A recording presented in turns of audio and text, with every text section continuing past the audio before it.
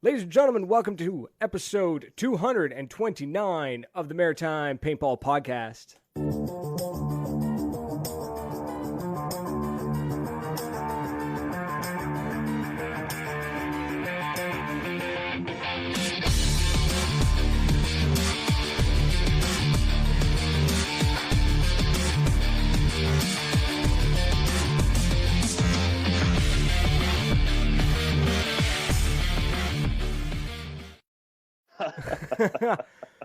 Ladies and gentlemen, That's good. Big shout out. Let's talk Christopher Struck, Elise, Bill Foote, Tim Banks, Zach Joseph, Jacob Tromley, Bill Foote. I think I already said your name, and Tim Banks. I'm not saying your name again. Folks, we've got some really cool stuff to show off. Actually, showing off. We got some really cool stuff. It's actually in my hand. I'm not going to show it you yet, but it's in my hand. And I have a very cool guest. We have Mike Moore from the Trolls Paintball team, who wrote an article for the CBC. Yes. For the CBC. For the CBC. Basically chronicling his adventures of taking a bunch of noobs out to paintball. So that's what I gathered from the article. I read it. Did you see how far this article has gone? Man, I don't know how people even picked it up. So, I woke up on Sunday and Wolf was posting it and you, and I was like, man, how did they even find this? It came across my desk, virtually, and I was just like, holy shit, this is great. One, because I've been to Frontline. Two, it's the Maritimes. It's not just another article talking about, another Ontario field. Don't get me wrong, the Ontario fields are great. But holy shit, they talked about what is basically the only paintball field, east of Halifax. So, I was like, holy shit, I got to show this off. And we show it off, and the one I put up got shared 91 times. And it was shared over in Europe. So the Europeans are just like, whoa, right? They're just like, hey, did we settle that place 2,000 years ago? No, so that was really cool, right? It got out there. Tim Banks telling me don't crash. Yeah, I'm not going to crash. I tested everything. If it crashes, it's par for the course. That's just what this show does. Everyone knows it. So Zach Joseph loves the CBC hashtag old man radio. So let's talk about your article. So your article was actually really cool. It was part informative, as in you actually put down how fast the paintballs go. That they're actually called markers and not guns. Yeah. You actually put that in there. But then it was also very poetic in the sense that you were just there's nothing quite like the adrenaline rush of running through the woods full tilt, being shot by your opponent who's laughing maniacally on the other end. It's not a direct quote, but the maniacal part is. Right. So I think we've all been there too, right? Yeah. It was very poetic yet informative. Peter, what's happening, buddy? And I'm just. So, what made you want to write the article? Was it just that you finally got them all to go paintballing, and you were like, "We need to mark the occasion," or was this I want to write an article? It came out of nowhere, really. I mean, I had just gotten back from Nashville, and I had an email in my work email, and my colleague said, "Yo, everybody is getting together to play paintball. Be there." So I was like, "All right, I'll definitely go." At this point, they had no idea that I've been playing for almost 20 years, so I told them straight up. I was like, "Hey, man, I've been in the game a while. I'll go, but I kind of feel like a bit of a wiener if I show up and light people up," and which wasn't my intention anyway, but I didn't want to take away from anybody else's experience. You gotta balance it, right? Because I go to the field and let's say I go on a Saturday and it's not the weather was supposed to rain but it didn't, and you get just all the rentals show up but none of the regular guys come out because they're afraid to get wet because their markers are electronic. Mine are too, but they're cheap. So, but there's that fine line between do I just sit back and piss away my day, or do I actually shoot the new guys? There were moments like that. I write in the column that for the most part, I sat in the back for most of the day and kind of guided people because we played at Frontline, and I mean, I've been a part of Frontline in one way or another for my entire life, or my entire paintball life. So I knew everything about the field, every nook and every cranny and every alley and every whatever. So I kind of pointed things out to new players, and like, yeah, go here, you'll get a kill. Go here, run up here. We need to get here. You'll get kills. And so that's kind of the role I took. But then when they kind of got wiped and it came down to like 5v1, me being by myself, like, all right, I'm gonna play now. I'm gonna go shoot someone and not light them up, but I'll do it very politely. And there was one interesting moment. This guy had me dead to rights. I had no idea he was there, and nice. He popped out and he took a couple of shots at me and they missed, and he apologized. He was like, sorry, and then went back in the cover. And I was like, don't apologize, man, shoot me. And he came back up and shot me, and I was like, thank you, like, that's good for you, and thanks for shooting me. And at the end of that game, he was like, why'd you let me do that? I was like, man, you had me. Just keep shooting. Right. You had me dead to rights, bro. Like, take the shot. Like, it's yeah. Just keep shooting until my arm goes up.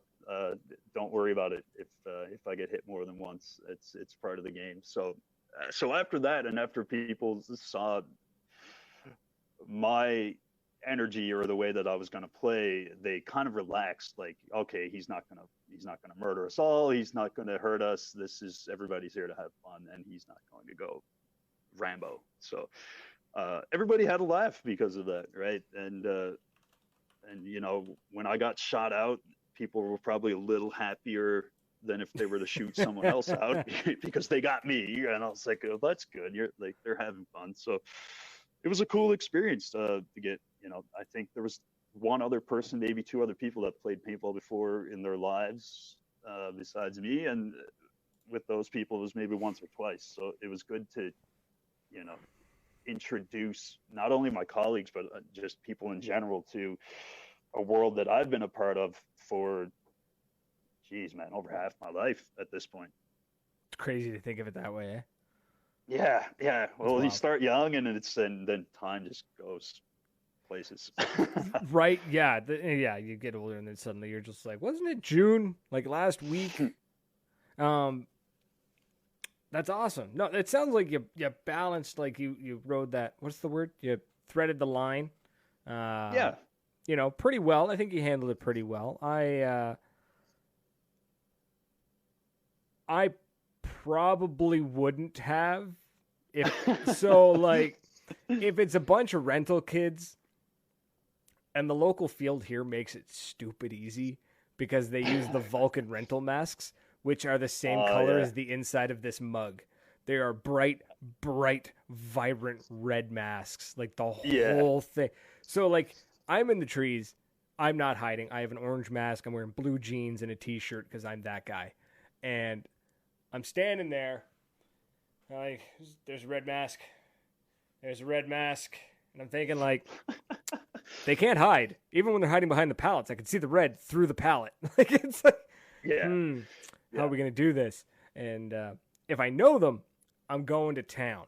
If I don't know them, I'll be okay. I'll play nice, but I think they got to learn. Move, man. Right? Yeah, exactly. I think that's the move. And Frontline here, our local field, they do they paint their hoppers red. So again, like a Woods game, all I could see was red hoppers. Targets. And I was like, that's all you see is targets. Like, I can get you and you and you and you. I learned a trick from the boys at Seabreeze here in Nova Scotia, because I was just like, what do you guys do, like, to keep yourselves from just going to town on everybody? And they'll go on the field with only a hopper full of paint. They won't take their pods. I was like, that's genius. Yeah. It means I can only light little Timmy up once. So let's do it. It's great. Yeah. Well, that was the other thing that I did too. I mean, everybody else besides me rented markers, and whatever paint they had in their hopper is all I took with me too. So if everybody, you know, started the first game with 50 balls, I'd only take 50 balls, and, you know, the next game 25 or 50 or whatever. And then the last game, everybody just went crazy, nuts. You know, full hoppers, respawn game, shoot till you're out of paint, and see what happens. And I think everybody, after a full day of getting accustomed to the game, that last game was definitely the best experience, I think, for them. It was crazy. It was just nuts. I've seen like people jumping over cars and tires and pallets and stumps, like, who in my experience at work are the most quiet people ever. Dude, watch, it's the quiet ones and the young ones. I remember I played a game at a field, and we were like the local team, right? We're the players that we played that field basically every weekend, etc. And the field owner was like, okay, here's what we're gonna do, because this is a work party, or not a work party, a birthday party. He's like, I want you guys to just stay in the woods, don't go past the 50, just bunker down, give them hell, and then let them win. And we're like, you know what? Okay, fine. I have never been so terrified of 12-year-olds in my life. These kids bunkered us. Like, we were told, go easy on the kids. The kids were trying to put the barrels down our throats. Like, at one point, this kid, jumped over the bunker, was like, pop, pop, pop. And I was just like, that's not fair. It was ridiculous. Yeah, because they're fearless, man. They're totally fearless, right? That's it. They don't know, right? So Eli just messaged me. He goes, "Hey Brad, I got it shared everywhere," and I'd say so because there's currently 45 of you watching, 45 of you watching, and nice. It's crazy. Christopher Struck telling me he always runs MagFed against rentals and usually only pop 2 off at a time. Unacceptable. Unacceptable. First strikes, full auto. Yeah, let it rip. Got lit up by 12-year-olds all at once. Sorry, I'm reading the comments, and there's no, I am too, man. And I keep losing my train of thought, and I keep getting lost into it. So, it's what I do.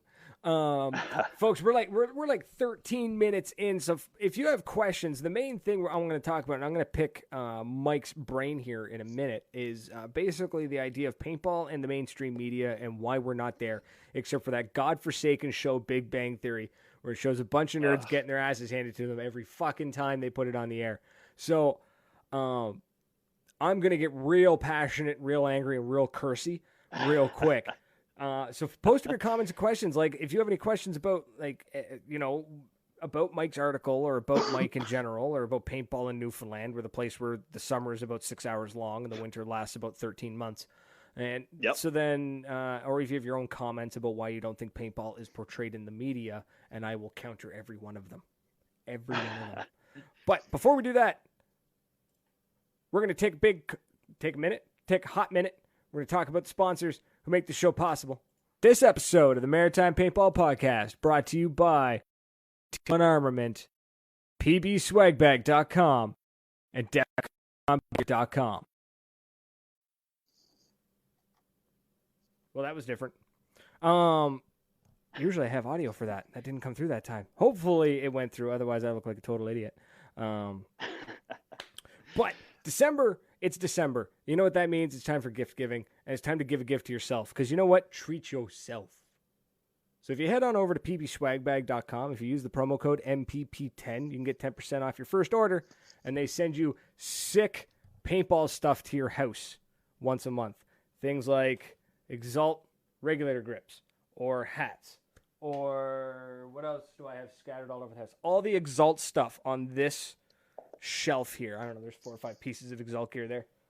Bunch of stuff. T-shirts, whatnot, have you. All sorts of cool stuff gets sent your way, and it's fantastic.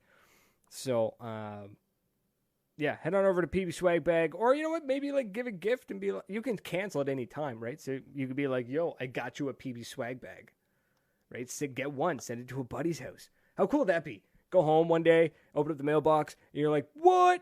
I didn't order a PB Swag Bag, but my name's on it. I wonder who ordered it for me. So you could always do that. MPP10, get 10% off it.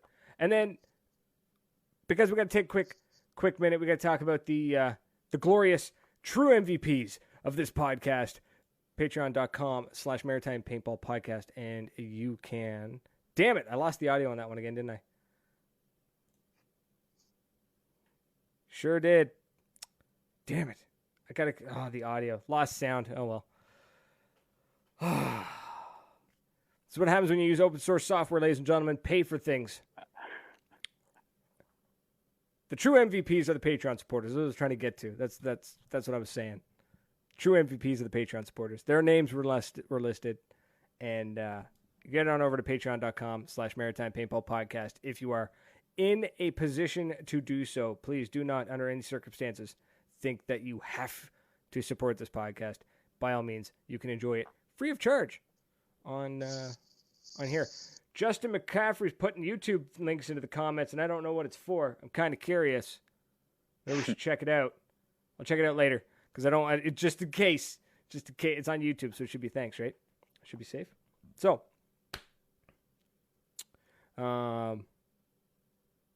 Zach Joseph's starting to think he's trolling the Patreons.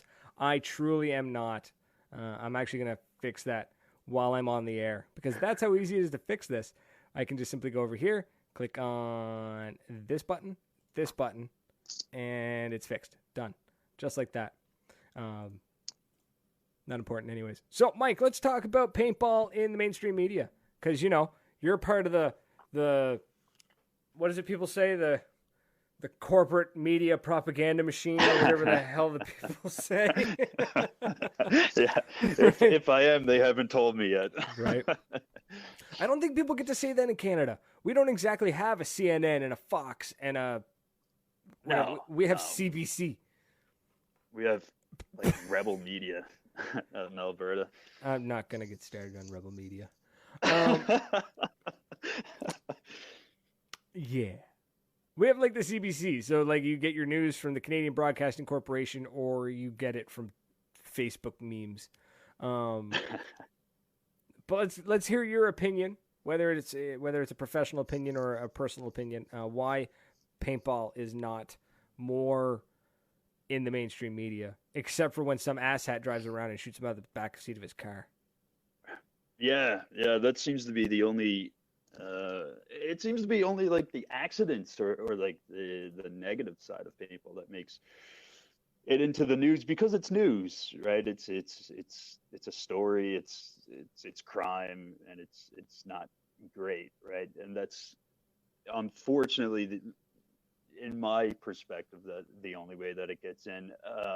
And then it takes people like me to write a column, which is an opinion piece and not necessarily news, to put forward paintball. And again, I didn't think anyone was going to read it when I knew it was going to be published. I was like, no one's going to care. Someone's going to, we're going to get the comments about, CBC, this isn't news. It happens all the time. It happens every day. A dog broke its leg. We'll write a story. Oh, it's not news. Whatever. Right. So, yeah, nobody cares what your opinion is. Yeah. So I did a column. I was afforded that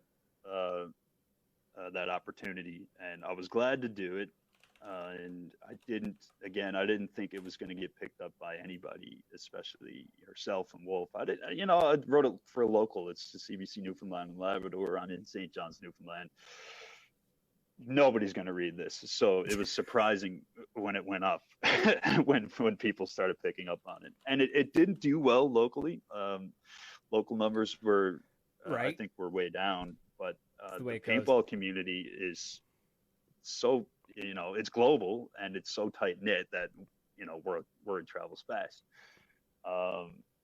In terms of getting paintball into the media, from a journalistic side of it, we always look for a way in to a story. So an 80-year-old grandmother just ran an ultra marathon. She ran 100 million miles. That's insane. Okay, we're going to do that story. So paintball side of it, if it's something that's that piques our interest that we can tie into the overall story of paintball. So there has to be, doesn't have to be, but most times we look for the cherry of the story, which helps push things along, which is, it's just more interesting to people most times. So instead of, this group of people plays paintball on Sunday, end of story. Yeah. who's going to read that? Paintballers, that's who. Yeah, John, well, and we will because we love it. right, absolutely. John Duffy puts he's putting out, he's on the competitive side. It's not as easy as other sports to pick up the strategies and the rules for outsiders than other sports. And I guess it's true and it's not. I can understand why some people may not understand the actual strategies that's happening while you're on the field, but I guess it's kind of the same as, like, look at a hockey game. If a casual watcher of hockey, like my fiance, for example, she'll watch a hockey game and she gets excited during the hockey game. She has no idea what's happening during the hockey game. She just knows that the guys with the jerseys that we're cheering for are doing better than the guys without the jerseys.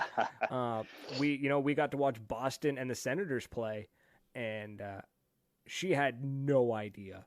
Like, she even admitted, she's like, I don't really know the rules to hockey. She just booed when other people booed and cheered when we cheered. And I was like, that works. That's what, like, 60% of the people in this arena right now are doing. So it's fine. It's true, man. I went to, I'm not a football guy. I went to a Tennessee Titans game when I was in Nashville, and it was one of the best days of my life. It was so insane. The fans are crazy. I didn't know what was going on, but I'll say, I'm going to sit here and this is going to be excellent. And by the end of it, when you're kind of liquidated and have a few beverages in you, it's an amazing Sunday, right? So it's like any sport. I think paintball is more action packed than most of these sports anyway, but from a broadcasting side, I think TV's changing anyway. I don't think we need paintball to be on TSN for our Canadian homies in Sportsnet. And it's true. I mean, you know what? Sports does, subscription-based things, and that's where you can get your content, and you can get it all day, every day, right? Yeah, I agree with that. I think because, like, I have cable. The only reason I have cable was because it was cheaper to get cable with my internet than getting my internet by itself. Because, thanks, Bell. But I'll sit down, turn on my cable, my HD fiber op cable, and be like, what's on Netflix? Like, yeah.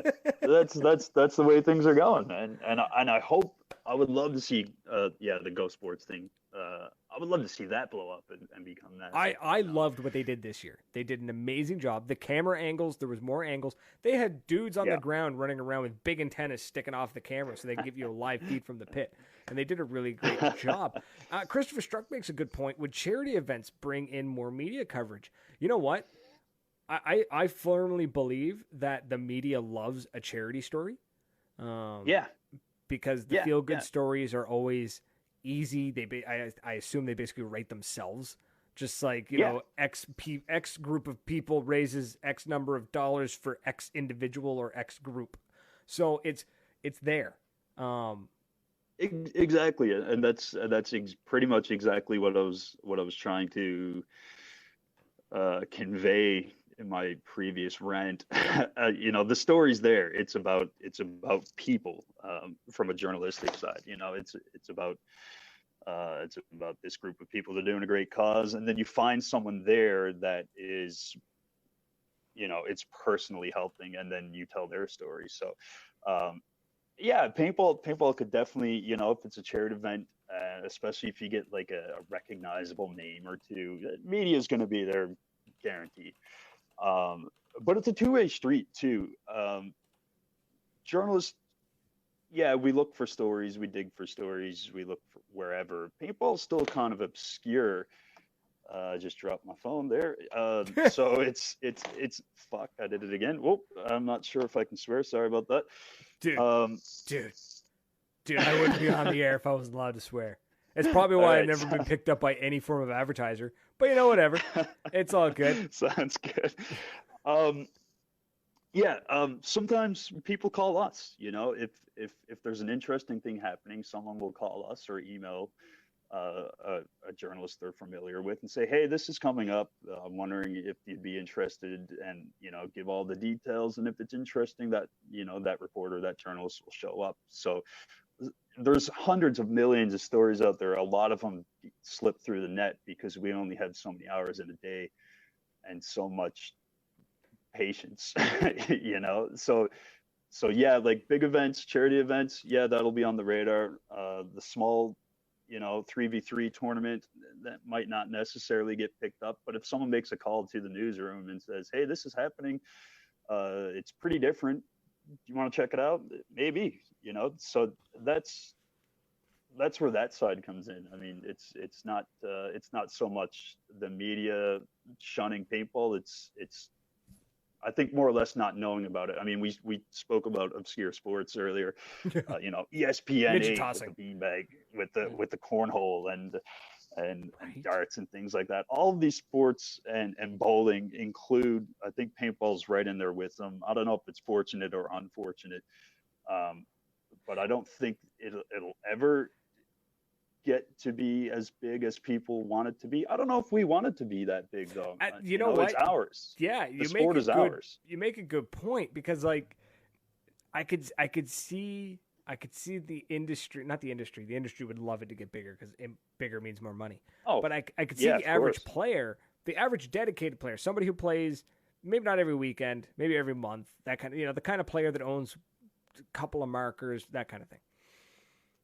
The kind of player that's watching this podcast, you marvelous people, I can see them being like, the sport needs to be bigger. We need more coverage. And then we get the coverage. And then suddenly it's sort of like when you want your small town to be on the map, and then suddenly there's just shitloads of tourists and all this shady stuff starts happening. And then you've got like weird knockoff stuff coming around. Like as soon as paintball were to hit like big, yeah, that's when you're going to see the weird knockoff shit coming back into Walmarts. Yeah, and I was thinking about that on my drive here. I'm in the boardroom of the CBC, and I think if it gets to the point where it's too big, then you lose your faithful players, because it becomes something that it's not, or something that it used to be. So then you lose the faithful, because it becomes either A, commercialized, B, rules and regulations and actual laws start changing because now it's on the radar of government, and like, oh, this looks dangerous. We need to make it more safe. And then the game starts changing and we lose it. But as it stands right now, I think it's slowly growing. I don't think it'll be a massive thing ever, but again, I don't know if we want it to be. It's our game. We do with it what we want. Nobody's taking it from us. We don't need to change something or fix something that isn't broken. I think growing the game starts obviously at every single local field. If you can get one person that's out for a birthday party to come back, that's where it starts, and that's what we try to do here in Newfoundland. We'll invite someone, and the rule is for our team with Trolls Paintball Clan, the rule is if you won't have that person over to your house for Sunday dinner, then do not bring them to Sunday paintball. Because these are the people we don't want to, and we're not trying to keep them out of the game. We just, we're very selective with people that we play with, because we try to keep the game honorable and honest, and nobody's getting upset and nobody's getting hurt, and everybody has a great day. So if someone, if one of our friends or offshoot friends doesn't have gear, we'll lend them gear. Come out and play Sunday. Right. Yeah. I've got, that's how it grows. Too much gear because of that mentality. I could outfit like 4 people, and it's just terrible. Like I'm looking at it, I'm like, maybe I should sell some of this gear. And I'm like, well, maybe I need, maybe the new guy at work wants to go paintballing in 6 months. No, they never want to. Yeah, but it all starts. It's a grassroots game. It always will be. If people do their part at their field to grow it, and if you get one person a year to come back and play, that's it's still uptick. It's still growth. Yeah, absolutely, exactly. It's still uptick and it's still growth. I like the idea of like, if you wouldn't take them to Sunday dinner, don't bring them to paintball. It's just like, paintball is open to anybody, but there's certain individuals that I don't want carrying around a compressed air tank with 3,000 psi of pressure in it under their arm. Like there's certain Yeah, individuals yeah. I don't want to have that. Exactly. And our Sunday games with the trolls, they're private games. It's, and it's usually invite only. And that's not to say that we don't play in the rec games and the open games, but where the community in St. John's has shrunk so small, we're pretty much all that's left. So our Sunday games are quote unquote private. It would only be us at the open games anyways, at the walk-on games. Ah, So we get selective, and then we try to, branch out, get new people each year to come and join us and play. So, where we have, 20, 25 people at our Sunday game, and then we pack up and go home for the day. People showing up for the open game, it's like 4 or 5 people. They go have a blast. Uh, Whatever. yeah. But we're trying on our end anyway to grow is what I'm trying to get at. We're trying to, yeah, we look experienced. Come play the game. Come join us. Have a laugh. Yeah, I think you summed it up perfectly. I mean, it was 15 minutes of talking, but I think no, I'm just kidding. You summed it up perfectly. No, you really did. You Did really I rant did. right there? No, that was good. That was good. That was a great. That was a great flow of speech. A lot of the guests come on, and it's just like, so why'd you get into the sport? I went to a birthday party. And then they clam up. I'm like, God damn it, I'm gonna have to tear this out. So let's. I just want to turn attention, not necessarily away from you, but away from you. And Yeah. I want to talk about this shiny little object that I've been holding in my hand for the past like 36 minutes, and have been dying to show off. And I know that Jacob has been dying for me to show off. Now, little backstory. This summer past, we did the Canadian MagFed competition. So for those who don't know, it's a MagFed only tournament. Operates very similar to Speedball, but different. It's a really fun time. Most games only last about a minute and a half, maybe 2 minutes max. And there's actually a 3-minute max on the game, so you can only go for 3 minutes. We might extend that to 5. I don't know. Still tweaking with the rules. We've only had our second year. Anyways, we do medals and for everybody. I don't have any medals to show off right now because I think I only had enough made for the winners. But last year the last game, this summer past, Jesus, we were talking about instead of doing patches, because I did patches, but when you order patches, you have to order like 50 or 100. And it just kind of sucks that I have to spend that kind of money so that the players can take home a token. And then somebody, I think it was Elise, who runs Shuriken Photography, by the way, did an amazing photo job of the Canadian MagFed competition. Just superb. I think there's like 900 photos of us. It's fantastic. I think it was her, came up with the idea of a token of like a charm that could go on your marker, similar to what they do in the Call of Duty games and something else. I think there was another game that did it. Anyways, so I get in the mail this package, and it's fantastic. It has 3 of these, and it's got this. It's a gold coin. Let me see if I can get that to focus. There we go. So it's a machined gold coin. It's actually, I think it's brass, but it looks fantastic, right? It says Maritime Paintball Podcast across the top, Canadian MagFed competition on the bottom. But what's really cool about it is it's actually mounts onto your marker with a Picatinny rail. So the plan is, hopefully, to have 9 of these made, 3 gold, 3 silver, and 3 bronze. We'll figure that out. I don't know. Maybe we'll just do first, second, third. Either way, anyways, long story short. And the idea is that next year, or for the rest of the year, the winners can mount these bad boys onto the Picatinny rail of their MagFed marker. And how badass does that look? So you could just have it there, and then you could swap it out. Or maybe you could be that dude or that chick that runs them all along the rail. And you've just shown them off to everybody. I wonder how long it's going to take Facebook to take this video down, because I'm showing what looks like an AR-15 on the video. I think this is absolutely fantastic. I think this is the coolest thing ever. I'm already in talks about getting these made. So that either first, second, and third place teams each get one, or maybe everybody who goes to the tournament gets one. So that's also in the works. So we're looking into that. So that was super cool. I got the message, and he was just like, oh, Noah, yes, Rainbow Six Siege does the charms. That was the other game. I get this message, and and he's just like, send me your address. I want to send you something. I'm like, okay, cool. And then this itty bitty box, it's like this big, shows up, and this thing here is in it. And these are just cool. So I wanted to show these off today. Only a select few people have seen these before this stream. So I think this is happening next year. I'm pretty sure it is, as long as I can make it happen financially. Because, metal and machining costs money and time. So that's pretty cool. Oh, awesome. Elise has posted photos of the medals. So fantastic. So they actually turned out pretty well. And the medals, the photos turned out fantastic. The medals were okay. George jumping into the chat. Highlight of this podcast so far is that the stream actually effing works. Yeah, buddy. Thanks, man.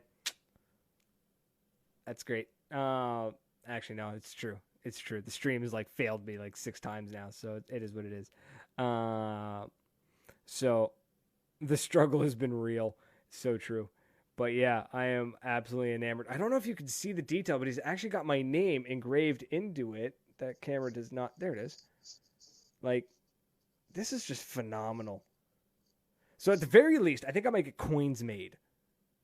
I think that'd be cool. I think getting coins done up at the very least. Maybe without the Picatinny. I don't know. We'll figure that out. Something like that. I don't know. But I really, really love this. And yeah, I'm just super pumped about these things. So I've got 3. I've got 1. Both have my name on it. So I don't know. Maybe I'll give it away anyways. I might send it away. I might give it away to somebody. Some lucky viewer might be able to get it and just be like, when I'm eventually famous. It's no, George is not your local boy. It's my local boy. That's Jacob Tramley. That's the fine gentleman who made these. So, love more details on the coins. Perfect. So we're doing coins. Maybe we'll do coins. Maybe that's what's going to happen. And I'm still working on the beard oil. That's going to happen. I'm hoping test run in 2 weeks. We're going to do some beard oil. So that's coming too. But yeah, sorry. I just had to get these. I just had to talk about these because I've been fiddling around with these for the past 30 minutes and it's driving me nuts. So, getting paintball into the mainstream media. That was the main topic for today.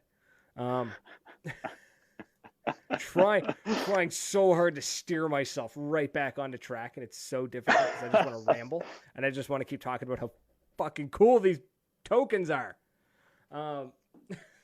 You've created a monster, Jacob. You've created a monster. Yeah. So, my thought about paintball in the mainstream media, actually, you already said it. I don't think we need to be in the mainstream media. I think having Go Sports and social media, what more do we need? Do we need paintball on international TV? And would I love to see paintball on, the same way as, Sunday Night Football? Fuck yeah, that'd be great. Is it going to happen? Probably not. There's a massive logistical issue too. Not logistical, scheduling. Yeah. So I think UFC has the same issue. Is okay, rugby game. A rugby game lasts, Jesus, it's been ages since I've played. The last 90 minutes, 60 minutes, I forget. Either way, it's an hour plus. So you can carve out 2 hours because you can do the pre-show and then you got the break in the middle and then you got the end of the show, the pre-show or the post-show, whatever you call it. So an hour and a half, 2 hours. But with paintball, we have 15-minute games, right? And then we run multiple games at a time. I've never been to, and it's just one field that runs through all those teams, and you don't know how long it's going to be because you've got 15 minutes, but every time the game, you could have 1 minute of game time and then 3 minutes of timeout and then and it just takes forever. I just think it would be just an absolute scheduling nightmare and nobody would watch it because we'd end up with the same problem we have in the UFC where it's just like you pay-per-view for 3 hours of a fight or whatever and it's just like bing and it's an 11-second knockout and you're just like, what the fuck did I just pay for? You know? So, because that happened to me. That happened to me. McGregor Aldo. Mine was Silva. I watched Silva knock a dude out in like 12 seconds or some nonsense, and it was it Silva? Was he fighting? I forget now. Yeah, it was Silva.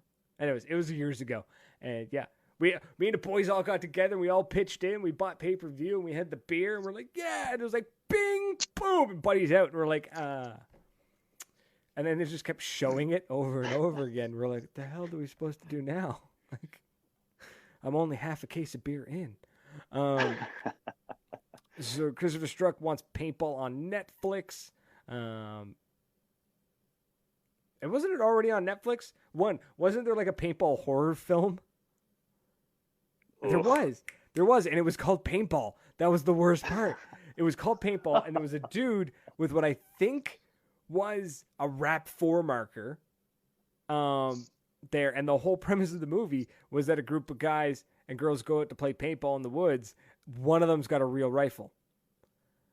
And that's the premise of the movie. And I was like, that's great. Oh, God. Right? So, yeah. See, it's things like that is just like, if one thing I would almost prefer paintball stay out of, like, Hollywood. You know? Yeah, we see like, it. The Big Bang Theory butchers the shit out of paintball. And every time. Oh, my God. Believe it or not, you know where I've seen paintball done right? To an extent, is it was a Amazon Prime show called Omens. Omens? I think it was called Omens. Good Omens. And it literally shows a group of people playing paintball, and they're using Tango, the 98 knockoff thing. You know what I mean? Oh, yeah. And they're all decked out. They've got the proper mask on, and they're shooting actual paintballs at each other. And it's like, oh my God, they've actually, that's a paintball game. It's an obvious like corporate team building thing. They're all renters, so it's kind of corny because it's everybody's first time playing paintball, and it's just like, no, this is right on. And then of course there's magic involved, and it turns into real guns, and it's nonsense. But they had it. They were so close. Yeah. Bobby Dukes, man. You remember that movie? Dukes. Blackballed. Bobby that Dukes got story. pretty close. Right? I thought that was like the closest representation of paintball, I think, because, everybody's a little bit of an outsider, and, you're brought together to play an outsider sport. And like even each detail down to like even like the local field was hilarious. The ref with the riot shield getting shot up, and everybody's seen that, right? Right. Don't shoot the ref. What? Right? Like whatever. What I would love to see, and I need somebody to finance it. Like I need a sugar daddy or sugar mama to finance this. But did you ever skateboard, or were you ever around the skateboarding culture in like the 90s? Oh, of course. Yeah. Okay. Remember well, it still exists, but Thrasher magazine? Yep. Remember when they used to do the cross-country tours with Thrasher, and they basically just like picked out locations that they had to go skate? And they King of the Road, man. Thrasher's King of the Road. I would love, a paintball version of Thrasher's King of the Road. That'd be sick. Right. Sign me up, man. Right. I would take 2 weeks off work. I would just be like, yo, I need vacation. Thanks. Bye. And then put me in a van. I don't give a shit if I have to sleep in the van every night. I don't care. I would travel across the country in that shit. And I would paintball at every field I came across. I don't care if it's a mom and pop field. I don't care if it's a multi-million-dollar facility. I don't give a shit. I'm going to paintball at it. I think that would be so cool. Film the whole damn thing. Yeah, that would be amazing. Right? Mm-hmm. Yep. Somebody needs to figure out how to make that happen. I'm in, man. If you figure out the logistics, just give me a call. That's the problem, right? The logistics side. I'll film it. right? I will drive. I will be on camera. I will do it all. Wolf Skaters Day had a quarter pipe in the driveway. I am not surprised. Wolf definitely seems like the kind of guy who would have a quarter pipe in his. We always had him in the backyard, is where ours were, and they were not safe at all. When 13-year-olds decide that they now have an engineering degree and know how to build a half pipe, things don't go well. Yeah, there was a lot of shady stuff like that. Yeah, back right. Just like stripping junkyards for stuff. Like, we can totally skate this. Yeah. We can like nailing it together and being like, I think I have tetanus. Jaws locking up. So Robert, right? Robert Torres is, I'll drive the Houston leg of the trip. There we go. We'll make it international. We'll go to the States. There it is. Love it. Yeah, that'd be sweet. Can you imagine trying to get through border security with that? I need to declare? Yes. But can just take me to the room now and we'll explain everything later. Because that's how it's going to go. I haven't been to a game in the States yet. The boys have been down to Super Game in Portland twice. But I think I'm going to try to twist some arms, man, because Josh from Mag Hill shot me a note after the column came out. So I think I'm going to try to get the boys. We'll do like a maritime thing. Do it. And come through to Brunswick, Nova Scotia. 100%, yeah. Come visit. My house isn't very big, but you can sleep in the hallway. Like it's, we'll just line you up. You'll be good. But yeah, Josh from Egg Hill, straight up dude. I'm at his field regularly in the summer. It's like an 1.5-hour drive, but it's worth it, man. Traveling to the States, good time. It's funny. Anytime I travel within Canada, I never have an issue with my gear. But both times that I've traveled to the United States, I've been flagged and they've ripped apart my gear bag. The worst part about it, though, was, so we have these massive bags. So we have to go to oversized, right? Because we've basically got the equivalent of hockey bags, right? So we go to oversized, and my buddy puts his up on it. Anything to declare? Yes, I have a bag full of paintball equipment. All right. And it goes through the machine. Everything's fine. I get up there. Anything to declare? Yep, I got a bag full of paintball equipment. Okay. Goes to the x-ray machine, stops it, backs it up, and starts ripping my gear apart. And he goes, "This is a gun." I'm like, "Whoa, no. We're not using the G word in an international airport." Where are the bullets? There's no bullets. And the thing is, he's fixating on the mag. He's like holding the mag, and he's just like this. He's like, this mag. He's like, this. Where are the bullets for this? I'm like, it doesn't use bullets. And I'm trying to keep my cool because I need to catch my flight. And like, right? So, and it's just, oh my God, it was terrible. And, and oh my God. But like, that's like my worst nightmare, man. That's I had an issue with I had to fly Air Canada, which it's funny because Wolf puts a comment there is like, don't fly Air Canada. I had to fly Air Canada. And they were like, you need to register this. I'm like, register it? What do you mean? And they're like, well, if any firearm on a plane needs to be registered. I'm like, okay. So they hand me the paperwork, and they're like, firearm permit, like your license number. I don't have one. And they're like, oh, just scratch that one out. I'm like, okay, cool. Serial number. I don't think it has one. And they're like, well, just scratch that part out. And then it goes, and I have first strikes with me, and it goes, and it says, like, by checking this box, I declare that I have ammunition. And I was like, they're like, you have to check that. I'm like, but I don't have any ammunition. And they're like, no, that counts as ammunition. I'm like, but does it? Because it's made of paint. Like, I'm just like, what the hell? Like, so, it won't shoot as fast. You know, it's tough to explain those things. It's hard. It's especially hard. in like a situation like that. I always keep my cool. I'm not mad at them, right? I get it. They're doing their job. There's security at an airport. I understand. Yep. It's just, it was just the one guy, this one particular time was just super adamant. And then he points out the spring. He goes, why is it spring? Why is there a spring? Because it's spring loaded. Like, what the hell do you want me to tell you? And then finally his supervisor comes down, looks at it over, looks at the barrel and goes, what caliber is this? I'm like, technically it's .68 and change. He's like, there's no way this is a real gun. I'm like, no. Just let me on the airplane. I know I have a beard, good. but come on. So yeah, that was But I fully promote traveling to the United States. Both times I've traveled to the United States for paintball, I have had a splendid time.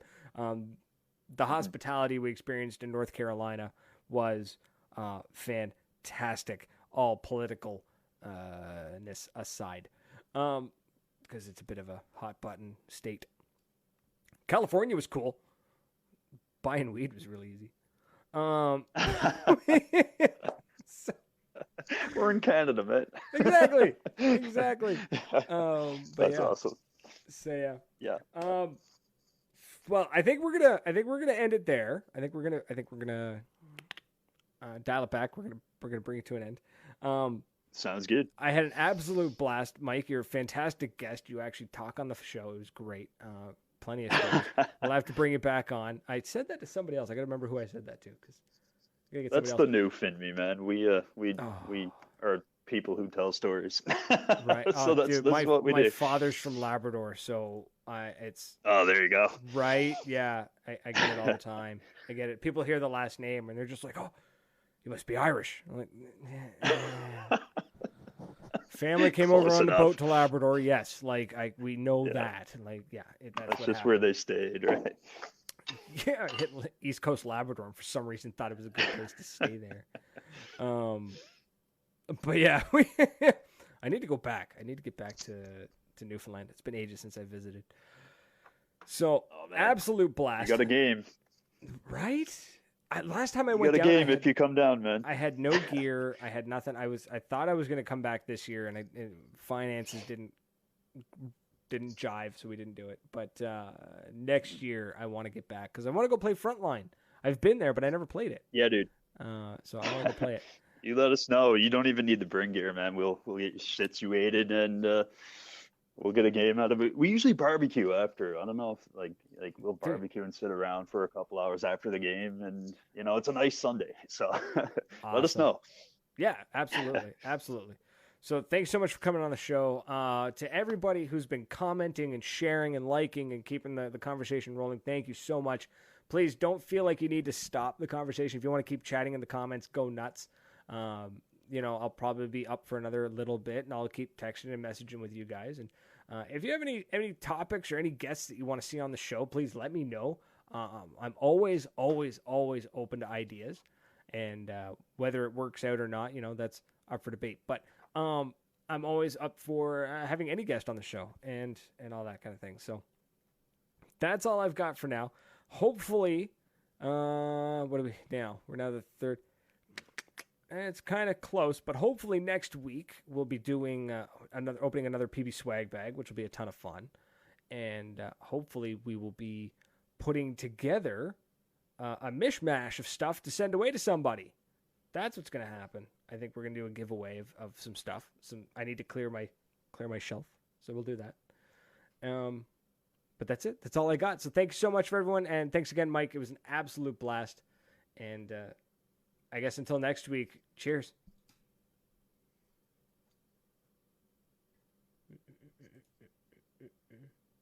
No, I just have to let the live stream roll. Sounds good, man. Thanks for having me.